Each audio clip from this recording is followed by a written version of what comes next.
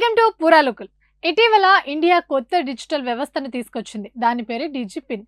IIT Hyderabad, ISRO అనుబంధ national remote sensing centre సాయంతో తపాలా శాఖ దీన్ని రూపొందించింది.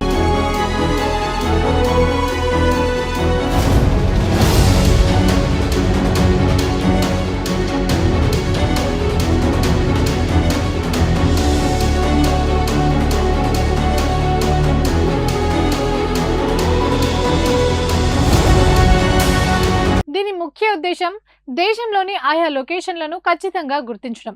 ఈ-కామర్స్ సంస్థలు, పోలీసులు, అంబులెన్స్, అగ్ని ప్రమాద సేవల లాంటి వాటిని ముందుకన్నా త్వరగా, మెరుగ్గా అందించడానికి ఇది వీలు కల్పిస్తుంది.